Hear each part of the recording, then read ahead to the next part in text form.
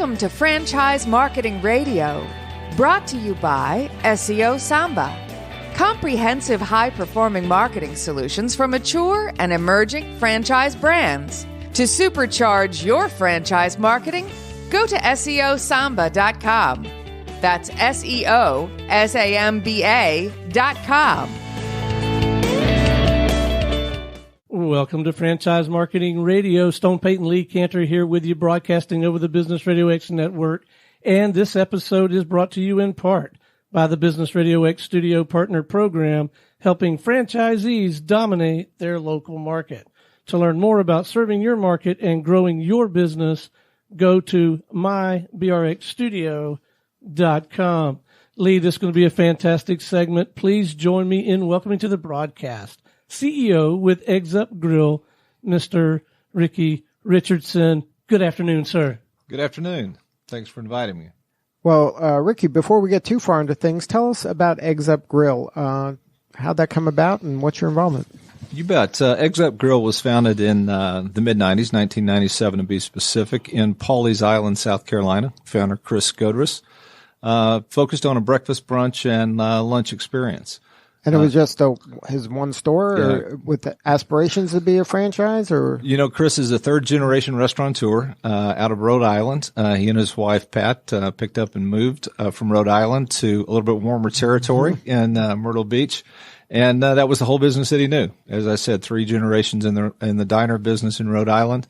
And created that as an initial restaurant. Not really aspirations to franchise or to grow. Just to have a good quality local community restaurant. Absolutely. And the quality of life that comes along with this concept. Sure. Yeah, 2:00 close in the afternoon. You're finished with your family by about 3:00 in the afternoon. But it's a very successful restaurant for him. He opened his second restaurant about 4 years later. His brother, the same general area? The same general area out in Myrtle Beach. His brother was bought that restaurant for him, became the first franchisee of Eggs Up Grill, and still part of our system. And then grew a few at a time, and then brought on an operating partner by the name of Skip Korn, that started working very close with him in the early 2000s. And the business grew to 24 restaurants, and then was acquired last year by an investment firm based out of Spartanburg, South Carolina, and that's when I joined the brand. So were you working with that investment firm, or they found you out in the wild somewhere? Yeah, I was not aware of that investment firm. I've spent my career in the restaurant business since starting college in the cafeteria. But I was most recently with a brand called TGI Fridays, President and Chief Operating Officer for that, my last stint with Fridays. But was doing some networking to find the next opportunity. Had the privilege to take a little bit of time off when I left Fridays back in 2016. And wanted to get with a proven concept, but a smaller concept that I could help bring the experiences that I had and help grow a business. The breakfast category was one that analytically really appealed to me. What do you mean by analytically appealed to you? You're looking at business opportunities. So when you look at thinking about the restaurant business, you look at the full service segment. The bar and grill category, roughly called casual dining, is a very competitive category. A lot of legacy concepts out there, just really slugging it out just to stay above water a bit, right, and stay even year over year. Fast casuals, a very active category, but it's been pretty saturated over the last 4 or 5 years. So bar and grill, legacy concepts, full service, pretty static categories. Breakfast has been a really hot category, though, over the last 4 or 5 years, as there are some very significant legacy players there.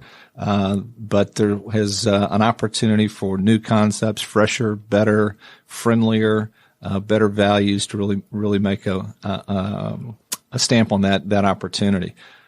Guests are really looking for that type of visit right now. What is the kind of demographic of the breakfast? Like, why is that kind of a hot area when it seems like everybody's going out to eat, or now you're being impacted by a lot of these kind of bring into your house experiences? Like, why is breakfast still a? You know, I think breakfast is an opportunistic category and a growing category right now. There's a social aspect to breakfast that really crosses generations. And that's they have an emotional connection to breakfast that maybe they don't have with other meals? I think so, because I think it prompts a lot of memories. For most of us growing up, either breakfast every day or breakfast on the weekends. Particularly on the weekends, you might have multi-generational experiences. Right. You might have spent the weekend with your grandparents, and so you're sitting down with your grandfather, right. like, as I did, having bacon and eggs. It's a very approachable food product. Most everybody loves bacon, eggs, and right. there's a little bit of indulgence to that: bacon, eggs, pancakes, waffles. Those type of experiences. So I think it's got a broad social appeal across generations. It has it's got a pretty good value play to it too as well. Breakfast pricing is usually very approachable. So the social aspect, the affordability aspect of it, the indulgence aspect of a lot of the items on a breakfast menu, I think create that type of appeal. And there had been a lot of new growth going on in that category. So, that I think is what is the air in our sails to help the brand grow. And it seems like it's a place that people would go over and over once they found the one they like. Yeah, you get frequency out of that for sure. And that's been part of I think the magic behind Eggs Up Grill is this. It's a very solid concept in the context of really good food, really approachable menu. But what really makes Eggs Up Grill sing is that friendliness and that connection you get from the local ownership. Mm-hmm. And so to your point about frequency, not only do you like the product and you enjoy the experience, but you build that relationship with the owner operator in that business, and you get to know them as personal friends. And so you get the certainty of a brand, but you've got that personal, emotional connection with that local ownership there and through their team. Now, when you were choosing which direction to go after Fridays, I'm sure you had a lot of choices. What was it that kind of pushed you into Eggs Up Grill? Like, what was the deciding factor? When I had the opportunity to experience it as a customer, even before I'd made the decision to join. So you were aware of it before? Oh, well, no, I was not aware of it. Living in Dallas, Texas, there was a small one, concept. Right. There was not one in Texas, and not yet. Not yet. That is correct. But I'd made the connection with the investment firm, and we had a couple of phone conversations, and I was intrigued by the longevity of the brand. What I saw about the business model made a lot of sense to me. I was really intrigued about effectively 100% franchise system. I've had a lot of experience supporting and helping franchisees be successful. In fact, I had a short 3-year stint myself as an operating partner in a franchise system. So that part of the world, that part of the business model, I was very familiar with and have always enjoyed that part. So on paper and in the conversations, it looked really good. But what really hooked me was my first few visits in the Greenville, South Carolina market, where there are 7 restaurants now. There were 5 at that time. The opportunity to go in as a guest and nobody knew me. So you were kind of mystery shopping before anybody knew me. Mm-hmm. And it was just incredibly friendly. We've got a lot of restaurant experience, so it was clear who the franchisee was or who was running the business. And just watching, Daz Collins is her name, and just watching her go table to table and the names that she knew and people that knew her and her team were just. So they didn't know you were. They had no idea who I was. Right. So you were just there as a customer. I was there, and I had the opportunity to do that in 3 or 4 downtown Greenville on Augusta Road. Had the opportunity to visit that restaurant, and it's a different ownership group. But I had the same type of experience. Servers there, the manager there. It's an operating partner in that restaurant. Just that same level of, personal interest and personal touch. So the food was very good. The ambiance was fun and relaxed and casual. But it was the personalities behind the service experience and how I felt when I was in that restaurant and when I walked out of that restaurant. Even if I wasn't pursuing an opportunity, I would have been telling people, wow, you've got to go try it. Yeah, it was a great experience. You need to go try Eggs Up Grill.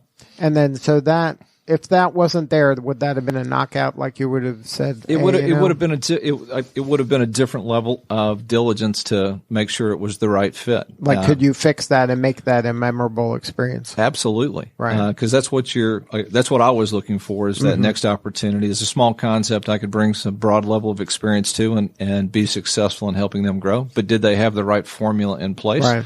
Are we just fixing things on the margin to make it better and faster? Or are we just or is it a turnaround type situation? Right. That wasn't one that on the top of my list looking for a turnaround situation. So now what's your superpower? What are you bringing to the table for them? What I hope I'm bringing to the table for them is a real appreciation of understanding what guests are looking for. We're in the restaurant business. We've got to have great food. It's got to be executed consistently well.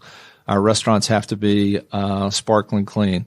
We've got to. There's certain non-negotiables, right? Yes, and what I've learned over my 35 plus years in the industry is that's not a guarantee of success, but it's certainly a guarantee of failure if you don't do those Table things stakes. well. Right, you got to do them well. Absolutely.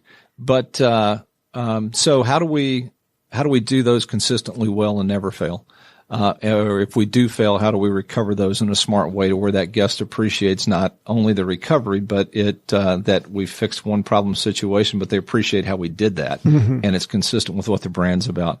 But also bringing together, my experience and exposure to the systems and processes that help those things replicate, so that we have the right toolkit and the right playbook to provide to our franchise partners, so that they can replicate that over and over again. And then a view to how do we make the messaging that we put in front of our guests even more compelling and drive their interest. So how do we do the playbook so that we can be successful 5 stores from now, 20 restaurants from now, 30, 50 restaurants from now, those franchise partners be successful? How do we continue to grow that core, not just about growth. It is about growth, but not about just new restaurant growth. It's about providing those tools to our partners to continue to grow their own business. Our partners put they've kind of put all the chips in the middle of the table. Right. They're betting on you. Absolutely. Right. And how do we, for lack of a better term, a partnership here, continue to grow that organic business in our existing restaurants? Because that's an obligation I feel we have as a franchisor, to help do our part for our franchise partners to be successful. And our franchise partners are our best salespeople as well. When our new prospects reach out to find out what the experience is, and we encourage any potential franchisee to reach out to as many as he or she feels the opportunity to, so that they really understand what the experience is going to be like. Now, is a franchisee typically somebody that comes from hospitality, or is this somebody who's looking at it as a business opportunity and they can then learn some of the hospitality skills? Or combination? Yeah, that was another thing that I found really intriguing when I was doing my diligence on Eggs Up Grill, is the low percentage of restaurant industry franchisees that were in there that had past restaurant experience. Was that surprising to you? Yeah, it was. I'm not familiar. I hadn't been exposed to that much in the business. One of the, I think, beauties of the concept is that from a restaurateur's perspective, it's a relatively simple operational model. And we have a number of our franchise partners that don't have the depth of experience that some do, but have learned it very quickly and been very successful with it. And that's a key focus or filter for us as we make decisions, to not only is it right for the guest, is it financially profitable for our business to do a new initiative or new product, a new process in a way, but can we execute it consistently across all the restaurants? And that critical lens of understanding what our capabilities are is one of the smart filters we use to make decisions. So now, from a franchise standpoint, is there any autonomy from the franchisee to bring some local flavor to the menu or things like that? Or is this is baked, just kind of do what works? Right now we have a standard menu, but what we have introduced over the last 18 months is I feel a very collaborative process, and a tactical example, we've activated a franchise advisory council. There wasn't one in the past? There was a formal organization behind that. It didn't meet with a lot of frequency. So we met so often in my first year here that I had a terrific franchise partner that said, I didn't sign up for this many conversations, so would you find somebody to replace me? But to your question about consistency across the restaurants, I believe it's really important that there are consistent experiences. That's what a brand is about. But we have involved our franchise partners to help us assess what's working and not working on our menu offer or our procedures or our tools that we're providing. And in the case of the menu, very collaborative approach of what are your ideas? What do you see on the menu that's working and not working that we can improve? We're just in the process first week in November, of rolling out across 6 of our existing restaurants another round of new test products, and we'll take franchise partner feedback as we make the decisions on whether or not we expand those across the system. And then you have certain franchisees that are that kind of beta test, or does that rotate? Well, we have in the time period that we've been there, we have leveraged that with our franchise advisory council. Those 6 franchisees represent about a dozen. They raise their hand and say, okay, sure, well, you can do this here. Who'd like to participate in this? And we did that with our new POS system that we introduced last year. We've done it with new training programs that we've been formalizing where things were a little bit more ad hoc in the past. We've spent a lot of time and energy in documenting what the brand is about, what the soul and the DNA of the brand is about, to make sure that we can continue to be successful as we grow. So we have used our franchise partners as test environments for those to make sure we're getting it right. So now, when you're going to market, you mentioned that the best ones, I guess, are really immersed in the community and serving the community and have that kind of mentality. How do you handle the marketing? Is there marketing kind of branding from corporate, and then the local boots on the ground are kind of have autonomy to go, or you have best practices? Hey, plug into the high schools, or you have certain kind of. It's kind of all of the above. One of the first things we did coming on board with the business was enlisted an agency of record that has a lot of experience in the local store marketing piece of the St. John and Partners. Has been a key partner for ours over the last 14 months. And the brand has always focused on local store marketing, but we haven't been as formalized as we really need to be. We now have what we call a local store marketing toolkit. It has more than 300 marketing assets in it. Wow. We started from a handful of those 12, 14 months ago, and through the efforts of our franchise partners, identifying a need in their local community, we would customize materials for them, branded materials that certainly are representative of. But they don't have to invest in creating from scratch. There's a brand. We funded this through a brand marketing fund. Our franchise partners pay 1% to the brand for a brand marketing fund. We invest half of that back into social media advertising for brand promotions. But that is the funding behind our local store marketing toolkit. Our franchise partners also pay a monthly fee to the agency that helps give them access to those as well. And then there's a 1% local spend requirement for those to do the local marketing. They'll support community groups, local schools, local churches or organizations. And in fact, on Monday in our company restaurant in Spartanburg, we just had one of our really popular events called a pancake dinner, and it was a nearby elementary school that brought in their younger grades to come in. They were raising money for a pet project for homeless pets in Spartanburg. And we had in our restaurant hosted over almost 200 guests and their families that came in for a free pancake dinner. We provide the facility, and the organization will pay us for the food costs, but the labor is contributed by the franchisee, and in this case by our own restaurant. But that would be a tactical example of how we really focus on the local community and support there. And then speaking of the local community, you brought somebody from Atlanta's local community. I did. I absolutely did. Yeah. Introduce him. You bet. I'd like to introduce Mike McClure. Mike and his wife, Judy, are the franchise partners here in the Atlanta area. They have a restaurant in Roswell and one in Alpharetta. Mike will be soon celebrating his 5th anniversary as a franchisee. So he predates you. He does predate me, and so I'm sure he's got some opinions about you. These guys come and go, right, Mike? He's been listening. He's been listening very intently for the last 10 minutes here. Welcome, Mike. Thanks for having me. So tell us a little bit about what drew you to the Eggs Up Grill franchise.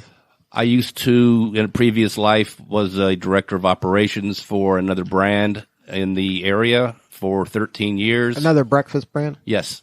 And at one point, I had made progress in becoming a franchisee for that brand.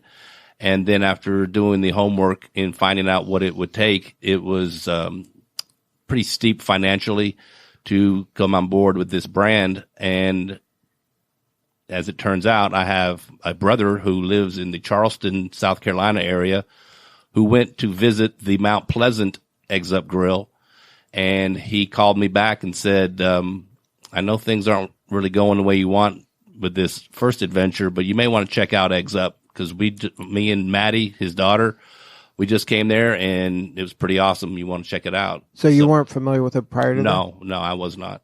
I had been, because we visit my wife's sister in the Pawleys Island area and would go there, but sit with me. So then after doing some homework and making a phone call to Skip Korn, who we mentioned earlier, 2 years later, we opened in the Alpharetta location, and it's been awesome ever since.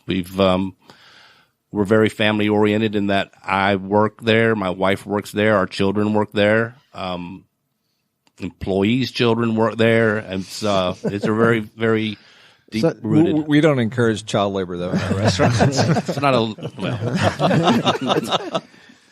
So now, so this was different than what you had experienced with the previous group you were working with? Yeah, it was a lot different in the fact that what struck me was the hours of operation. It's so nice to be done at 2:30 every day. And my children, I have 3 children. They were all very active in school, in sports, in activities, and to be able to make all the ball games, to be able to make all the shows, and still get your work done and not have to be traveling. It was very rewarding. And, so was that the first kind of thing that you were like, wow, I can be done by 2? That was very attractive to you? It was attractive. And at the time being done at 2, it's you're never done at 2. Yeah. I get my best. That's what the brochure says. Right, exactly. Read the fine print. But I get my best work done when nobody's there. Right. And nobody's bothering me, pulling on me. We got this. Somebody wants to talk to you.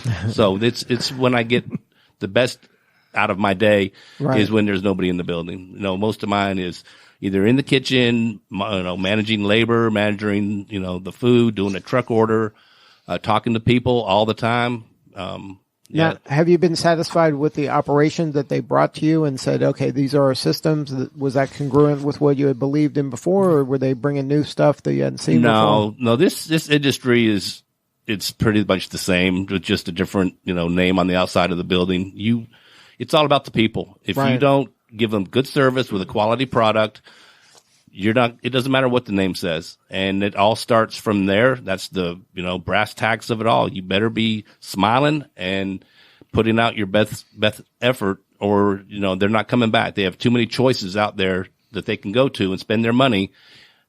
So you better do it right. And one of the first things out of my mouth when we do our training for new store openings is you get one chance to make a first impression. Mm-hmm. And you blow it, you're going to have a tough time getting it back. And I've been lucky enough that they haven't really blown it. They've done a very, very good job of getting to know the people that come in the store. And now it's to the point, especially Alpharetta, where 80% of our people that come in, they know them by name. They'll have their coffee sitting on the table. They'll have their water. Some people don't even need a menu. Most people don't need a menu. But when we do these new menu rollouts, take a look at these peaches and cream pancakes. Really like you this. really want to like this. If you like this, you're really going to love this. So that's, again, that's the neighborhood feel. That's how it works. So now that's how you imagine it to be, and that's how it's turned out to be after 5 years? Yes, it has been. And I will say this, and it's not because he's sitting here. Every time that I need a question answered or I want to talk about something that's going on with the brand, his phone's always there. He'll answer. He doesn't go to voicemail, or he doesn't ignore it. And it's very important because I'm that franchisee that I don't need a lot of corporate support because I've been doing this most of my adult life. Right. And I'm kind of glad they're not in my backyard, knocking on my door saying, checking out, hey, right. I'm in the neighborhood. Popped in. Right. I'm here to help. So it's nice to be able to know. And then I'll tell you this, when he comes to visit and the last thing out of his mouth will be, what can we do for you? Mm-hmm. What can we do for you? What do you need? And, usually it's nothing. But if it's something, you'll tell him and he'll work on it. So it's nice to have support that is there when you need it, if you need it. But yeah, it's been very rewarding. Now, when you're in a potential franchisee that if you were giving advice, is this something you got to be really immersed in the community? This isn't something that you're going to write a check and then somebody else is going to run this. This is the more immersed in the business and the day to day and getting to know your customer, then the better chance you have of being successful. Absolutely, I firmly believe that, and I'm not the typical owner. I'm an operator. I'm not considering myself an owner. I work every single day. And I'm the guy that I feel that if some are given the opportunity to maybe steal from you, you better watch the back door. You could have food going out the back door. You could have food not being rung up. I'm going to give my friend a free orange juice, or right. I'm the guy that's watching that, and I'm there. I'm watching. I very rarely take vacation, but you can. If you build your people up and you train your people and you put out the expectation, we sometimes take vacation, but we're getting there. I'm just that old school, old fashioned guy that. But now, if you're giving advice to this franchisee, how would you tell them to train the people? What are some of the things you would recommend based on your experience of dealing with so many people? Well, there's a smile goes a long way, especially in the front. It's hard to train smiling. It is, and you should be able to pick that up in the interview. Right, so hire smilers. That's right. Rather than train non-smilers into smiling. But people can also read phony, so make sure you don't go to the other side of that. But I believe that you can get that in the interview if you ask the right questions. I train my people. I train based on. I do more back of house training. I have a staff in the front that's really good at what they do, so I kind of let them handle that. But in the back, it's watch me, watch me, watch me, watch me. I'll watch you. I'll watch you. I'll watch you. Mm-hmm. That's how we train it in. And now they know my expectation, what that omelet's supposed to look like, what those eggs are supposed to look like. And then I will watch them. No, do this. Let it cook a little bit longer. You're flipping it too early. Just little tidbits of 20 some years doing this that they can't read in a book. This is where it comes from. Right. So the YouTube video is not going to do justice. No, right, exactly. Not everybody has, and Mike does exactly what he talks about. They're passionate about the standards in his restaurant, really passionate about his people as well. We're really focused also in making sure we provide the support, the training and the support for people that don't have an experience background like Mike does, to give them the tools and the capabilities and the confidence to be doing what Mike is doing now. You asked the question a minute ago about how involved our franchisees are. Our concept is not really developed to be or designed to be an absentee owner type business investment. At this time, that's the way that it is. That your best success is based on an owner operator. Absolutely. So that's what you're looking for, though, right? I have a number of franchise partners that have multiple restaurants, right? But they're involved in their restaurants on a day-to-day basis, right? So absentee owner in the context of I'm going to write a check, and they're in the Bahamas, and the difference between abdicate and delegate. Sure, absolutely, because you've got to make sure that spirit that Mike was talking about and that attitude's present every day, but also that outreach to the community. Mike's got some great examples about what he and Judy do in their communities to get connected, but they would be that's how you really optimize or maximize the potential of Exit Grill. So talk about your involvement in the community, and was that by design or by accident, or people that's just part of your DNA? No, it's part of my DNA. I would say I'm big into visual, people seeing your name. I think that they associate a good deed. I sponsor a lot of sports teams. I sponsor a lot of golf tournaments, church outings. They want to do a pancake breakfast with Santa. They'll ask for some batter, we'll contribute some batter. Right. And I said, give us a sign and we'll put it up, and everybody that comes through will see who donated the batter.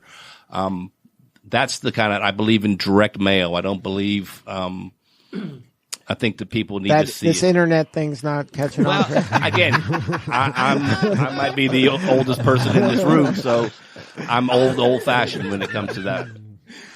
So do you have Facebook page and the social media? Oh, yeah. Is that through the kind of franchisor, or is that stuff you're doing locally? It was brought to my attention. Or your kids are doing this? Well, they teach me how to go on it.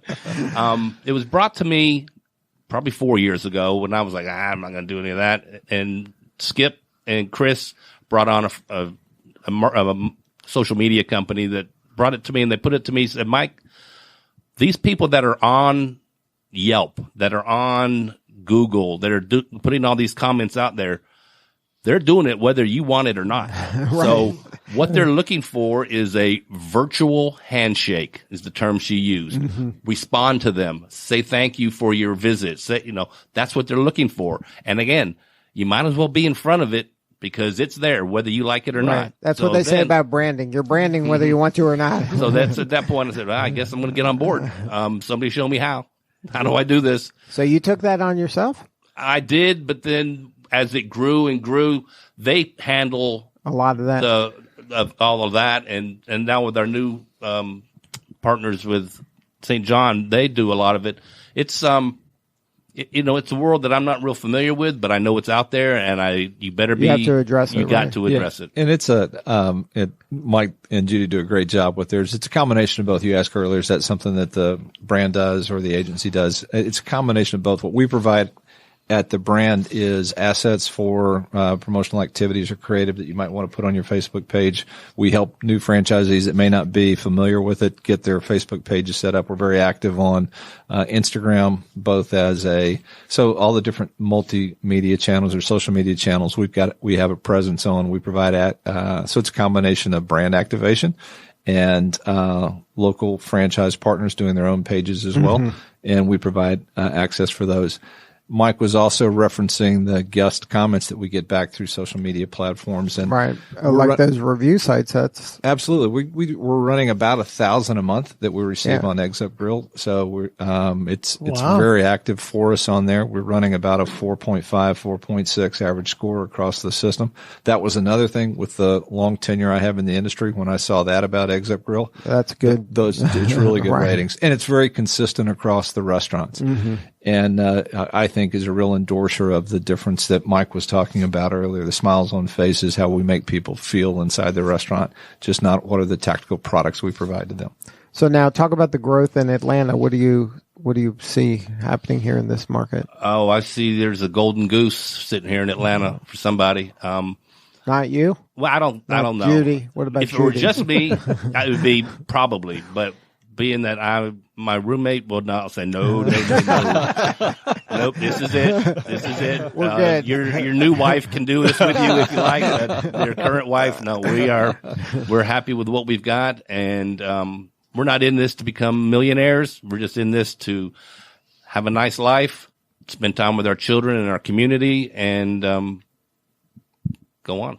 Now, Ricky, that's okay. You're good with franchisees that want to do that, right? Absolutely. And as I was saying earlier, we have ranges from franchise partners that have a single restaurant to those that currently have our current largest franchisee has 4 restaurants. We have a new franchise partner that will be opening their first restaurant in Wilmington, North Carolina, in December, and that's the first of 6 that they've signed up for.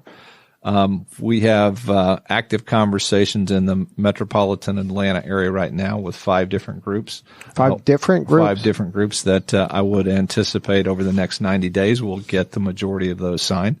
Most of those are single owner operated with the intention to start off with one, and then as they're successful, continue to grow their business. So we see a lot of opportunity in Atlanta, and Mike and Judy have been a terrific proof point for us with the success of their 2 restaurants is we've really started amplifying our efforts to grow the brand over the last 6 to 8 months.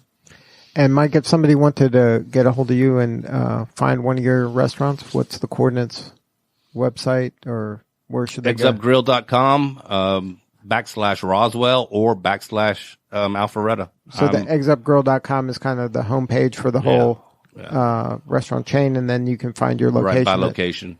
And I'm typically at the Roswell store 5 days out of the week, and I'm in Alpharetta 1 to 2 days out of the week. Or you can email me or call me, and I'll meet you anywhere you want to meet. It's as you can tell, my life is restaurant. And then what's your favorite meal at the restaurant? What's your go-to? It's corned beef hash Benedict, without a doubt. Every day? How many days a week? No, I can't. What's your cardiologist say is the recommended amount of? Maybe once a month for that, but I don't listen to my cardiologist very often, as you can tell. It's a great keto platform. We've got a lot of flexibility for keto. That's the whole keto menu is opened up, right? So now, Ricky, if somebody wants to learn more about this as an opportunity, what's your kind of in your head the profile of the ideal candidate? I think that this is a fantastic opportunity for that individual looking to be the looking to be the boss, have their own business, be the boss of their own. It needs to be somebody that really really enjoys service, really enjoys interaction with people. That same smiling rule works in this job too, right? you have to come to this with an excitement and energy about it, and it's about being your own business owner. It's about really enjoying the interaction with people. It's about the passion for standards and experience. The lifestyle is a huge appeal for us. We've got a strong business model. We've got a very approachable investment cost for the restaurant industry as well. We're also talking actively with existing franchisees of other concepts. This would be a great portfolio addition to an investment portfolio for another franchisee that's familiar with the industry. In what type of franchise is a good match, or it doesn't matter? It would need to be, as I was alluding to earlier, it would need to be somebody that is actively involved with their businesses. Again, not a absentee owner, not somebody just to write a check as an investment and give it to somebody else. They'd either want to do this themselves or have an organization where they're involved in their business on a day-to-day basis. One of the ways I try to describe this, there are some concepts that as a franchisee, I can be actively involved in my business, but I'm depending on the brand to do all the marketing. I'm depending on the brand to drive all the new guests and drive frequency into my restaurants or drive new guests in. All I need to focus on is kind of the manufacturing aspects. Right. I need to keep my restaurants clean. I need to be really efficient in how I deliver the experience. But the brand through mass media is going to do the majority of the outreach to drive people in. We need people that are passionate about those standards, passionate about service, but also excited about the opportunity to take this brand to their community. Right. And evangelize. And evangelize the concept. Right. Be proud of that and see that as and understand that that's a real differentiating factor for our brand. And that's how you make it the most successful. And you can find that in a lot of people that have lots of restaurants. Right. It's just a passion they bring to their business. That would be an example of the profile we would be looking for. So now, has this been what you imagined it to be? It's been much more. It is, Mike is a terrific example of the type of people we have in the business that they love what they do. They're passionate about it as well. Some of them take a little bit more time off than Mike does, but and you can do that. Yes, absolutely. I think that's just how Mike is wired. He and I share a little bit of that old school approach to this. I still haven't figured out how to get those hours of operation to the corporate office, though. So that 2 o'clock. 2 o'clock. I haven't figured that out. I haven't figured that out yet. Nor has somebody like Mike. But yeah, it's been more than I expected coming into it in a very positive way. Well, good stuff. Well, thank you both for sharing your story today. It was a pleasure to be here. Thanks for having us. Yeah, thanks very much. One more time before we wrap, Ricky, the website for franchisees, potential franchisees, and kind of customers as well. You can go to exupgrill.com. Across the homepage, you will see a link to our franchise website, and we've got a lot of really cool information on there to provide to you. And you can call us as well. But I don't know the number off the top of my head. Yeah, I apologize. Well, I have a number here. Thank you. I don't want 864. That's not the number I have. Okay. So it might be your cell phone number. And someone's calling now, probably. You see, that's how this works. They're already signing up for it. Right. Sorry about that. So much for turning on silent when I walked in. Well, thank you again for sharing your story. This is Lee Cantor for Stone Payton. We will see you all next time on Franchise Marketing Radio.